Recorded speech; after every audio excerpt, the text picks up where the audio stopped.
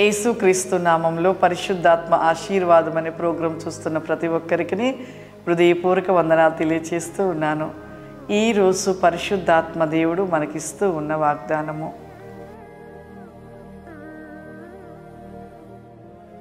మత్తయి సువార్త 7వ అధ్యాయము 7వ వచనము. అడుగుడి మీకు ఇయ్యబడును, వెతుకుడి మీకు దొరుకును, తట్టుడి మీకు తీయబడును. అడుగు ప్రతి వాడును పొందును, వెతుకువానికి దొరుకును, తట్టువానికి తీయబడును. మీలో ఏ మనుషుడైనను తన కుమారుడు తన రొట్టె అడిగిన ఎడల వానికి రాతినిచ్చునా? ఈరోజు ఈ 3 వాక్యాలు మనము అడుగుడి మీకు ఇవ్వబడును. మనము అడిగే విధానముగా అడిగితే దేవుడు ఖచ్చితంగా ఇస్తాడు. చాలామంది అంటారు, నేను ఎన్నిసార్లు దేవుణ్ణి అడిగినా కూడా ప్రభు నాకు సహాయం చేయట్లేదు, నాకు ఇవ్వట్లేదు. ఎంతగా అడిగినానో, నెలలు ఉపవాసాలు ఉండి అడిగినా కూడా దేవుడు నాకు ఇవ్వట్లేదు అని చాలామంది అంటుంటారు. కానీ అది తప్పు మాట. అడుగుడి మీకు ఇవ్వబడును అంటున్నాడు. మనం అడిగే విధానం ఎలా ఉంటుంది, ఎలా అడుగుతున్నాం? చాలామంది మోకరించి ఎలా ప్రార్థన చేస్తారంటే దేవుని దగ్గర ఒక డిమాండ్గా చేస్తారు. ప్రభా నాకు ఎందుకు ఇవ్వు, నాకు ఇవ్వయ్యా, నాకు కావాలది, నాకు ఇస్తావా ఇవ్వవా, నువ్వు ఇచ్చేదాకా నేను వదిలిపెట్టాను, నాకు ఇవి వాళ్ళకి ఇస్తున్నావు, వీళ్ళకి ఇస్తున్నావు, అందరికి ఇస్తున్నావు, నాకెందుకు ఇవ్వట్లేదు ప్రభా? నేను కూడా రక్షణ తీసుకున్నాను, బాప్తిసం తీసుకొని నేను చర్చికి వస్తున్నాను, కానుకలు ఇస్తున్నాను, ప్రార్థన చేసుకుంటున్నాను, వాక్యం చదువుతున్నాను, మరి నా పట్ల ఎందుకు ప్రభా నేను అడిగింది జరగట్లేదు అని ఒక క్వశ్చన్గా అడుగుతారు చాలామంది. ప్రార్థన చేస్తూ ఉన్నామంటే మన ప్రార్థన సుంకరి వంటి ప్రార్థనగా ఉండాలి. సుంకరి ఎంత తగ్గించుకున్నాడు, ఎంత తగ్గించుకుని దేవుణ్ణి అడిగాడు. కానీ మనం అలా అడగక దేవుడు ఇచ్చే ఆశీర్వాదాన్ని మనం ఏం చేస్తున్నాం అంటే చేతులార పడేసుకుంటున్నాం. ఇంకొకటి, ఈ విధంగా మనం డిమాండ్ చేసి దేవుణ్ణి అడుగుతాం కదా, మరి దేవుడు కూడా మన క్వశ్చన్ అడుగుతాడు. కుమార్తె, కుమారుడా, నీ హృదయము శుద్ధిగా ఉందా? నేను చెప్పింది నువ్వు చేస్తున్నావా అని దేవుడు అడిగితే ఆ క్వశ్చన్కి మరి మనం ఆన్సర్ ఏం చెప్పాలి? నువ్వు దేవుడిని అడుగుతున్నావు, మరి దేవుడు మన ఒకటి అడుగుతున్నాడు, నేను చెప్పినట్లుగా నువ్వు చేస్తున్నావా, నా మాట వింటున్నావా?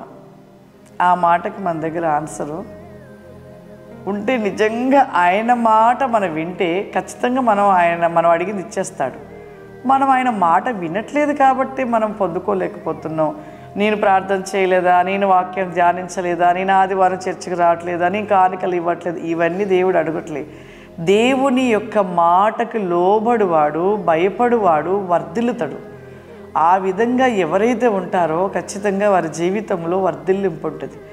భయపడని వాడు, లోబడని వాడు ఖచ్చితంగా దేవుడు మాట వినకుండా మరి ఉన్న వారిలో ఆశీర్వాదాలు ఉండవు. ప్రియులారా, అడిగిన వారు అందరికీ దేవుడు ఇవ్వడానికి సిద్ధంగా ఉన్నాడు. కానీ అడిగే విధానంలో, దేవుని మాట వినే విధానంలో మనం కరెక్ట్గా లేము. కరెక్ట్గా ఉంటే ఖచ్చితంగా మనం పొందుకుంటాం. అందుకే ఇక్కడ ఒక మాట, అడగండి ఇస్తానంటు. నువ్వు అడిగే విధానం ఎలా ఉండాలంటే, నువ్వు తగ్గించుకొని, పాపాన్ని ఒప్పుకొని, పాపాన్ని విడిచిపెట్టి, దేవుని మాటకు లోబడుతూ, ఆయన మాటకు వింటూ, ఆయన మాట ప్రకారం నువ్వు నడిచినట్లయితే, నువ్వు ఏది అడుగుతావో, నీకు ఏది కావాలో నువ్వు అడగక ముందే నీకు తెచ్చి పెడతాడు. దేవుడు ఖచ్చితంగా తీసుకొచ్చి పెడతాడు. అది నా జీవితంలో అయితే ఎన్నో చూశాను. నా మనసు ఆలోచనలకు రాకముందే నాకు ఏది కావాలో దేవుడు అన్నీ సిద్ధపరిచేవాడు. ప్రతిదీ నేను అలా ఆలోచించకముందే నాకు ప్రభు సిద్ధపరిచేవాడు. మన దేవుడు శక్తివంతుడు, మన దేవుడు అద్భుతకరుడు, దయగలిగిన దేవుడు, ప్రేమ కలిగిన దేవుడు, సర్వశక్తివంతుడు, సమస్తమును సృష్టించిన దేవుడు. ఆయనకే సాధ్యము. కానీ మనం ఏం చేస్తున్నామంటే ఆయన మాట వినకుండా మళ్ళీ తిరిగి మన ప్రార్థనలు ఏ విధంగా ఉంటాయి? మీకు ఇప్పుడు చెప్పిన రీతిగా ఉంటుంటాయి. నేను అది చేయలేదా ప్రభా, ఇది చేయలేదు ప్రభా, నేను అది ఇవ్వలేదా? ఇవి కాదు మన ప్రార్థనలు. ఒక అధికారి దగ్గరికి వెళ్ళినప్పుడు తనను తను తగ్గించుకొని అధికారి ఎదుట నిలబడి తగ్గింపుతో మాట్లాడిన వాని జీవితంలో ఆ అధికారి ఏదైనా సహాయం చేస్తాడు. అంతేగాని అధికారి ముందుకెళ్ళి నేను అది చేయలేదా, నేను ఇది చేయలేదంటే అధికారి చేస్తాడా? చెయ్యడు ప్రియులారా. కాబట్టి మన జీవితంలో అది జ్ఞాపకం చేసుకునండి. మనల్ని మనం తగ్గించుకొని ప్రతి పాపమును విడిచిపెట్టి దేవుని మాట లోబడి వినినట్లయితే మనము అడగక ముందే దేవుడు మన అన్నీ కూడా మన అక్కర్లు తీర్చి అడగక ముందే అన్నీ మనకు సమకూరుస్తాడు. అటువంటి ఆశీర్వాదాన్ని మీరు అందరూ పొందుకోవాలని తల్లిగా నేను కోరుకుంటున్నాను. ప్రార్థన చేసుకుందాం. సర్వశక్తివంతుడా, దయగల తండ్రి, నీకు వందనాలు చెల్లిస్తూ ఉన్నానయ్యా. ఈరోజు పరిశుద్ధాత్మ ఆశీర్వాదం అని ఈ ప్రోగ్రాం చూస్తున్న ప్రతి బిడ్డ కొరకు అడుగుతున్నానయ్యా. ఎవరైతే ఈ ప్రోగ్రాం చూస్తూ ఉంటారో తండ్రి, వారు చూస్తున్న వారి జీవితంలో ప్రభా మీ గొప్ప వెలుగును ప్రకాశింపచేయండి నాయన. నీ మహిమ వేగము కలిగిన శక్తి చేత నింపండి ప్రభా. వారి జీవిత వేగంలో మీ ఆత్మ చేత నింపబడునుగాక ప్రభా. వారికి ఉంటున్న సమస్యల నుండి విడిపించమని అడుగుతున్నానయ్యా. వారికి ఉంటున్న అనారోగ్య స్థితిలో ఎవరైతే ఉంటున్నారో ప్రభా, అటు అనారోగ్య స్థితి నుండి ప్రభా బిడ్డలు ప్రభా ఇప్పుడే మీరు తాకి స్వస్థపరచండి ప్రభా.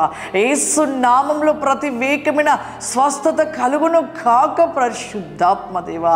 ఇప్పుడే మీరు తాకండి నాయన, తాకండి తాకండి. మీ అభిషేకము చేత నింపండి, మీ ఆత్మ చేత నింపండి ప్రభా. వారి జీవితంలో ఇప్పుడే కార్యములు జరుగునుగాక ప్రభా, అద్భుతములు జరుగునుగాక ప్రభా. వారి ప్రయాణంలో, వారు చేస్తున్న పనులలో ప్రభా, వారి ఉద్యోగముల ప్రభా మీరు తోడుగా నిలిచి ఉండండి నాయన. విజయమును దయచేయండి ప్రభా, విజయమును దయచేయండి ప్రభా. ఈ దినమంతయు కూడా నాయన మీ కాపుదలలో ప్రభా, మీ అరి చేతిలో చెక్కబడిన బిడలుగా నిత్య వేకమైన కాపుదలలో నీ ఆశీర్వాదముల చేత నింపమని యేసు క్రీస్తు నామమున అడుగుచున్నాను తండ్రి. ఆమేన్. God bless you. దేవుడు మిమ్మల్ని దీవించును గాక. ఆమేన్.